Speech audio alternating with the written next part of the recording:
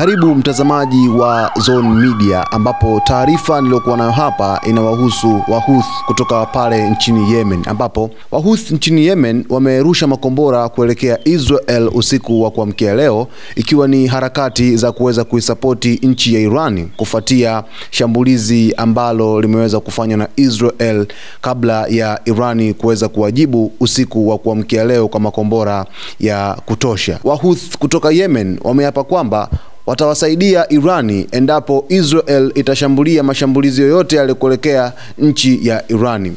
Kabla ya mashambulizi haya, Wahouthi kutoka pale nchini Yemen walitangaza kwamba endapo Israel itarusha makombora kwenda katika nchi ya Irani, basi Israel inaweza ikapata pigo kubwa. Sasa kupitia taarifa ya jeshi la ulinzi la Israel IDF limesema kuwa kombora la masafa marefu la ballistic missile lilirushwa na Wahouthi wanaoungwa mkono na Irani kutoka Yemen na limeanguka karibu na mji wa Hebron katika eneo la Ukingo wa Magharibi. Kombora hilo lilipiga katika mji wa Sa'il na hakuna taarifa yoyote ya majeruhi iliyotolewa hadi sasa. IDF imesema kuwa hawakuzindua makombora yoyote ya kuzuia shambulizi hilo na tukio hilo bado linachunguzwa kwa kina. Katika tukio hilo, vipande vya kombora vilionekana vimeanguka karibu na mji wa Sa'ir kaskazini mwa Hebron, karibu na eneo la makazi ya walowezi wa Kiyahudi linaloitwa Gush Etzion. Mlio wa siren ulisikika katika maeneo ya Jerusalem na Ukingo wa Magharibi, eneo la kusini, dakika 2 baada ya kutolewa onyo kupitia app ya Home Front Command. Tangu Machi 18, wakati wa Israel ilianza tena mashambulizi yake dhidi ya Hamas huko kanda wa Gaza,